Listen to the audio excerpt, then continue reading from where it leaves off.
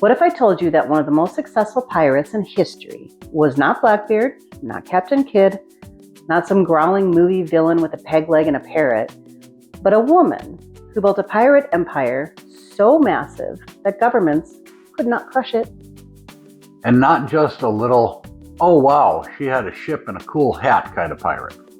No, we're talking about a woman who controlled a fleet so huge, so organized, and so terrifying that the entire coastal regions had to deal with the fact that she was basically the boss of the sea.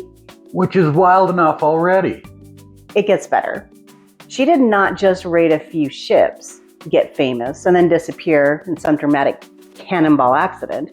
She outplayed rivals, outmaneuvered officials, built a pirate confederation, enforced strict laws, made governments sweat, and then somehow managed to retire better than most pirates ever even lived. That is maybe the most offensive thing to every other pirate in history. Right? Like imagine spending your whole pirate career yelling, stealing fruit, getting scurvy, only for this woman to show up, become a living nightmare for the authorities, and then retire like she had a very aggressive investment strategy. Honestly, iconic. Today, we're going down the rabbit hole into the history of Ching Shih, commonly also linked to the name of Zheng Yi, one of the most powerful pirates to ever live. And let me just say right now, I'm already rooting for her. I knew you would be, because this story has everything. Power moves, betrayal, pirate politics, massive fleets, brutal discipline, government failure, and a woman in the early 1800s saying in effect, actually, I think I'll run the ocean now. That is the energy people need. Before we dive into this, do us a favor. Like, subscribe, comment, and share this episode with a friend in your life who would absolutely join a pirate fleet if the dress code was good enough.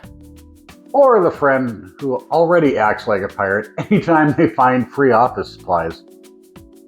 And stick around, because the deeper this story goes, the crazier it gets. Ching Shih did not just become famous. She became unavoidable. Which raises a very important question. What's that? How does someone become the most terrifying pirate queen in the South China Sea in the early 1800s? Great question. And the answer starts in a way that is, let's say, murkier than people often realize.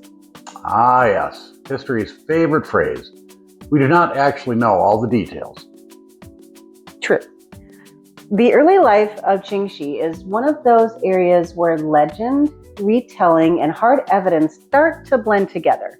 A lot of popular versions claimed she worked as a floating brothel in Canton, often connecting with modern Guangzhou. Which already sounds like the opening of a movie. Yes, it does. But historians are careful here, because while that claim appears a lot, the documentation around her early life is not nearly as rock solid as the later pirate years. So we should picture a big flashing sign that says, some of this may be true, but the real receipts start later. Exactly. What we can say is that around the early 1800s, she became associated with the pirate leader named Zheng Yi. And Zheng Yi was not some random guy with one boat and a dream. He was part of the world of organized piracy operating off the southern coast of China. And that world was already serious business. This was not just a handful of chaotic raiders. These pirates could be large, coordinated, deeply tied into coastal trade, protection rackets, smuggling networks, and local politics. So already we're not in storybook pirate land. This is big league crime with sails. Most definitely. And once Ching Shih enters that world, things escalate fast. She and Zheng Yi become a political and strategic force together. Whether the relationship began as marriage, alliance, or some blend of both, one thing becomes clear very quickly. She was not just along for the ride. She was not there to stand decoratively near the mast and nod. No, she was smart, ambitious, and apparently very capable of navigating an environment that was packed with violence, rivalry, and the male ego. So basically the worst group project imaginable? Exactly. But then comes the moment where, in a lesser story, everything would fall apart in 1807. Zheng Yi dies. And that usually means game over. Right? Normally the death of a major pirate leader should trigger fragmentation, infighting, and people trying to stab each other over leadership. Which, to be fair, is still a very pirate response. Very pirate. But Ching Shih did not fade into the background. She did the opposite. She moved fast, secured alliances, and positioned herself at the top of the pirate confederation. Sounds simple when you say it fast, but that could not have been simple. Oh, not even a little. Think about what that means. She is in a violent, unstable, highly competitive world where leadership depends on loyalty, fear, money, and force. And yet, after Zheng Yi dies, she is not pushed aside. She rises. That alone tells you people took her seriously. Exactly. And one of the key relationships here is Zheng Yi, who becomes one of the central figures in her rise, and later her partner. So this is where the story starts getting dangerously close to, you could not make this up. Right? Because Ching Shih and Zheng Yi become the power center of an enormous pirate coalition. When we say enormous, we mean enormous. Different sources vary on numbers because historical estimates always wobble. But we are here talking about a confederation often described as having hundreds of ships, possibly more, and tens of thousands of pirates. That's not a gang. That's a floating nation with knives. Yes, and if you're enjoying this already, hit that subscribe button because this is the point of the story where Ching Shih stops being interesting and starts becoming unbelievable. And somehow still real. The pirate confederation is often described in terms of fleets associated with different colored flags. The most famous was the Red Flag Fleet. Which is an absolutely terrifying brand choice. It really is. You see a red pirate banner on the horizon, and you already know this is not going to be a pleasant customer service interaction. Hello? Yes, we're here to discuss your valuables. And your compliance. Mostly your compliance.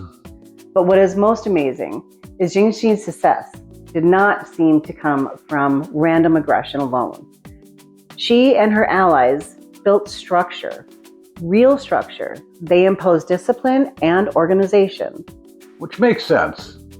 If you have that many ships and that many people, chaos eventually becomes self-sabotage. Exactly. She enforced strict rules, brutal ones. If pirates disobeyed orders, stole unauthorized loot, deserted, or assaulted captives without permission, punishments could be severe, including execution.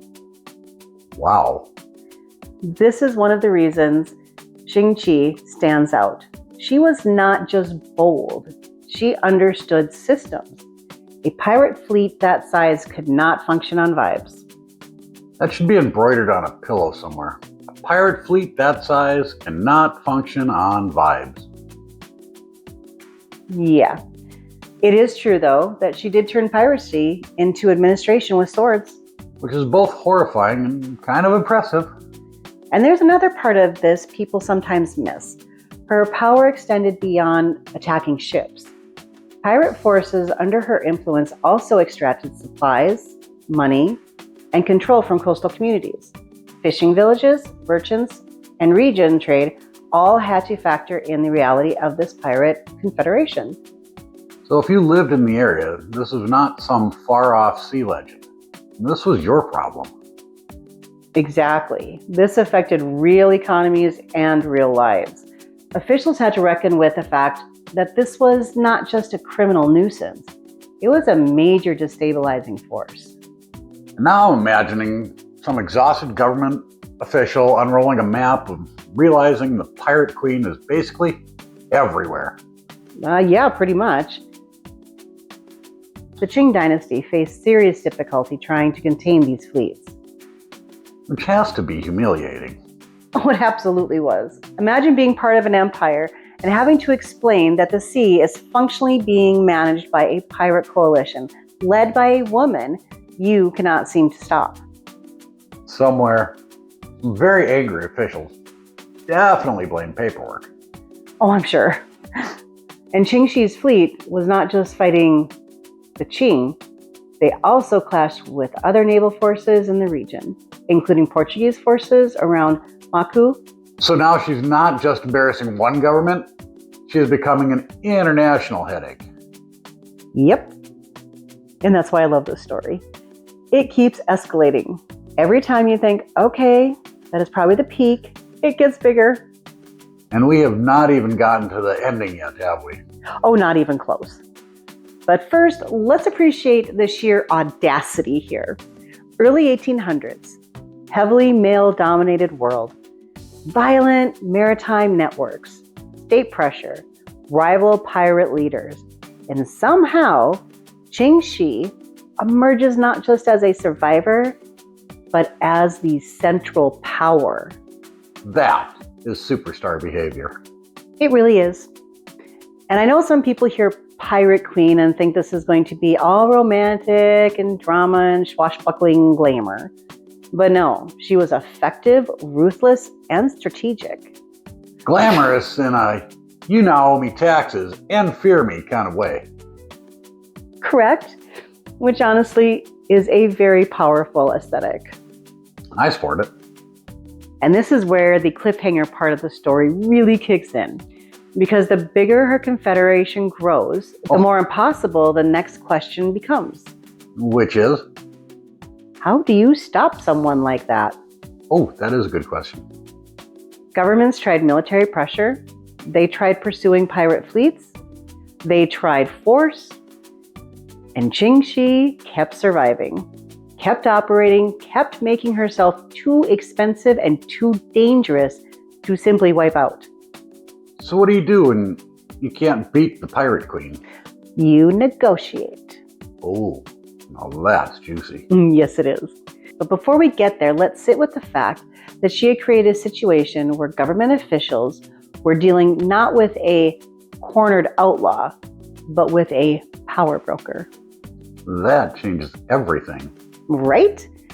Because once you're not just hunting pirates, but bargaining with them, the whole balance of power looks different. You are basically admitting we have a problem we cannot solve cleanly.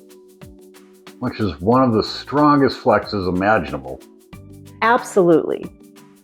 Now, do you think the scariest leader in history is the one with the biggest army, or the one who forces governments to negotiate from weakness? Good question. Also tell us whether you would rather fight one shark-sized seagull or 10 seagull-sized sharks. Easy for you to say, David. I'm building engagement. You are creating chaos. Which is pirate adjacent. Fair enough. So let's get to the negotiation angle, because this is the part I love the most already. It is incredible. By 1810, pressure from government campaigns and changing circumstances pushed towards an amnesty settlement. But this was not some total collapse where Ching Shih crawled in defeat and begged for mercy. That would be way too normal. Right? She negotiated from relative strength. She secured terms that allowed many of her followers to avoid harsh punishment. She preserved wealth, and Zheng Yi was able to transition into an official position. And Ching Shih herself did not end on the gallows or vanish into a watery grave. She basically found the exit door while still winning. Exactly. That is the maddening genius of it. So many pirate stories end with disaster. Ching Shih's story ends with controlled landing. And that's almost more impressive than building the pirate empire in the first place. I totally agree, because plenty of ambitious people can charge into danger. Fewer know when and how to cash it out. And even fewer do it, after spending years making governments miserable. Right? She reportedly later lived in a comparatively stable life and is often associated with running a gambling house. which feels deeply on brand. It really does. It has that same energy. High stakes, sharp instincts, room full of people trying not to get outplayed. So let me just say this plainly. She did not just become a pirate legend. She retired like a mob boss who also had excellent timing. Yep. And that is why Ching Shih fascinates people. Not because she fits the fantasy pirate mold, but because she breaks it. She was not reckless in the way popular cultures like pirates to be reckless. She was disciplined, calculating, and adaptable. That is why this story lands so hard. It's not just, look, a woman pirate. It's, look, one of the most competent power players in maritime history. Exactly. And because this was the early 1800s, it also pushes against people's assumptions. We tend to imagine history as rigidly locked down, like there were no cracks, no strange paths, no extraordinary figures who could seize power in unlikely places. But history is full of weird openings if someone is ruthless enough and smart enough. Yes, and Ching Shih clearly was both. She found the opening, widened it, and then built a pirate machine inside of it. Which honestly sounds like a management seminar I would not attend, but would deeply respect. Leadership lessons from the South China Sea. Step 1, become terrifying. And Step 2, establish a code. Step 3, make governments tired. Step 4, retire on your own terms. Perfect. But let's talk for a second about why her story is so hard to pin down in full. Part of it is translating and naming. Depending upon what you read, you will see Ching Shih, Qing Ai Sao, and Zheng Yi Sao. Which can make people think they are different people. Exactly. They are generally referring to the same historical figure, just rendered differently through older translations and naming conventions. So if people are doing more reading after this episode, it's a useful heads up. Definitely. Another issue is that pirate history often gets wrapped in sensational retellings. Some details are well supported, especially the broad arc of her power. Others get repeated because they are dramatic, not because they are equally as certain. Basically, the bigger the legend gets, the more careful you have to be. Exactly. And honestly, she does not need exaggeration. The real version is already astonishing. That is always a sign of a good historical figure. You do not need to add much because the truth is doing plenty.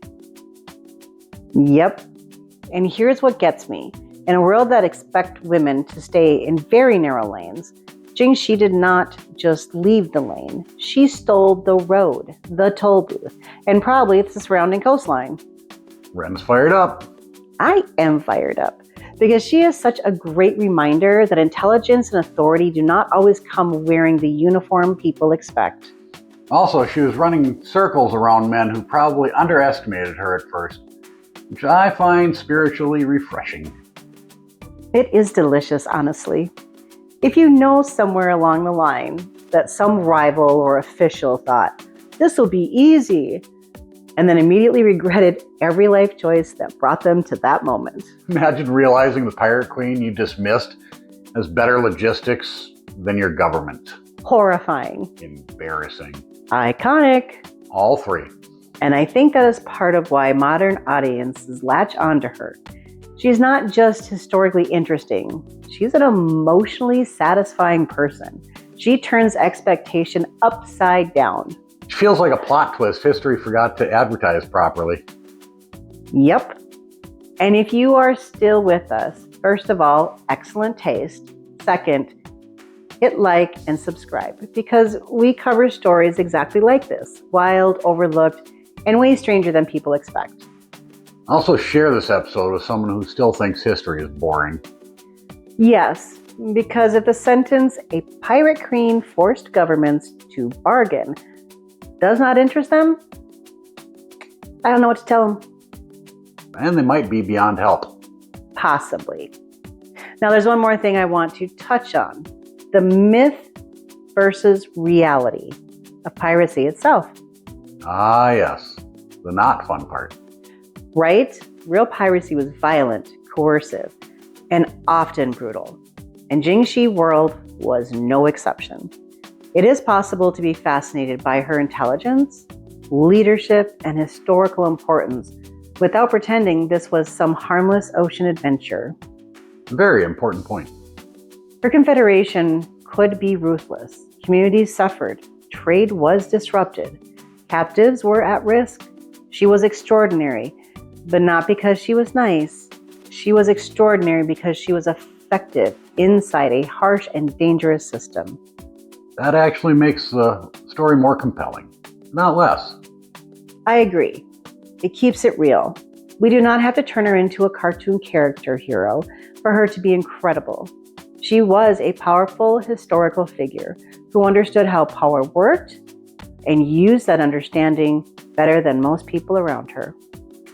And then she did something most powerful people fail to do. She stopped. Exactly. She did not cling to the whole thing until it exploded in her face. She transitioned. Which might be her most underrated skill of all. Knowing when a system is peaking, when pressure is mounting, and when survival means changing form instead of fighting to the bitter end. That is not just smart. That is elite. Completely. And it is part of why she survives in memory as more than just a pirate.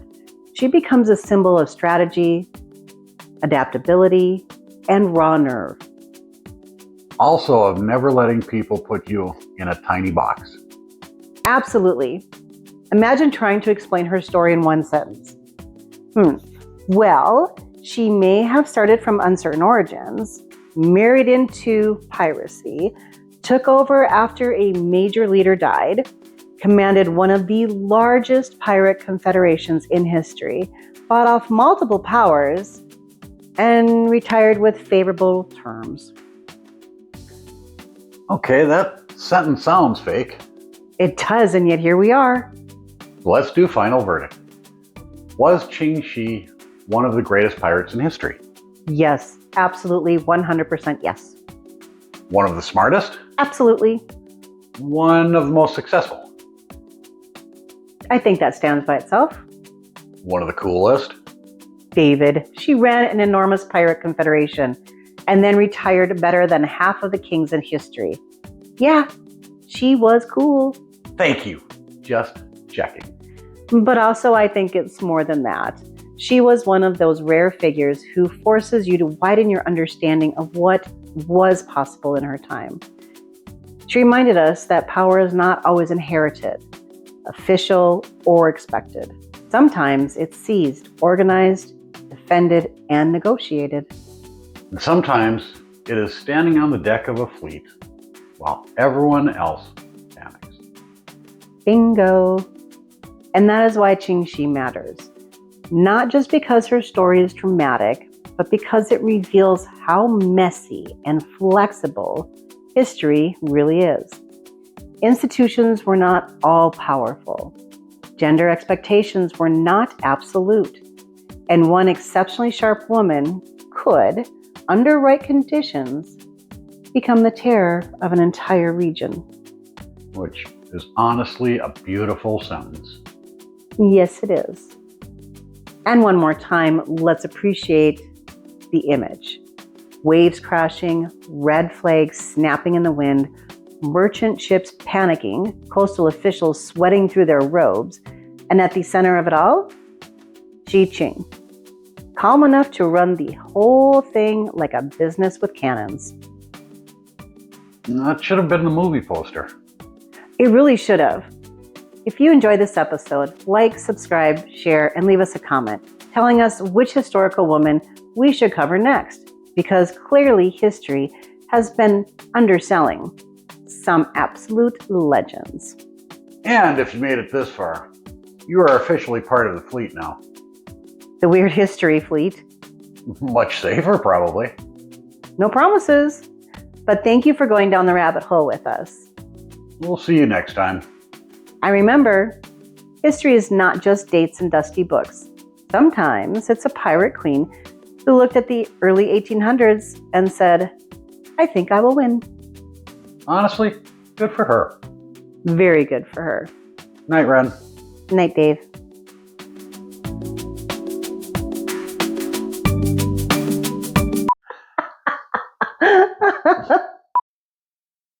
So we should picture a big. So we should picture a big. Mm-hmm. So we should picture. So we should picture a big flashing sign that says, "Some of this may be true, but the real receipt start later." No. Sheeps. She. So we should. God damn it. So now she's not just embarrassing one government. She's becoming an internet. Not internet. Can't have internet. She was good, but she wasn't that good. I mean, she did say that the internet was going to be a big thing. Right? I saw it on Facebook. She has her own TikTok, I'm pretty sure. Not with a concerned outlaw, but with a power broker. Cornered outlaw. What did I say? Concerned. Oh, shit. Good question. Also tell us whether you'd rather fight one shark-sized seagull or 10 seagull-sized sharks. You better try that one more time. Or 10 seagull. Easy for you to say, David. None of this sentence makes sense to me. What am I saying? Okay. All right. It's a gambling thing. I Which can make them. A word puke. Right? Ironic. Or iconic. Iconic. All three. I tried to keep it together. You did good. That did happen. Okay. All right. Exactly. She did not cling to the whole. Jesus. No, she didn't cling to Jesus either. And maybe she did. I don't know. You know, I wasn't there. We have no idea. We haven't said if she's Christian or not. No. All right. I would think more the Buddhist thing, but I don't know. That'd be my guess. Let's see if we can butcher this one more time. Exactly. What do you mean we? What do you mean we can butcher this? I didn't butcher, you butcher. You've had your share of butcherings. Well, not this particular point. This particular That's one. what I thought you were talking about. Also, no. Why do I bother with this? I can't read. I can't speak. This is ridiculous.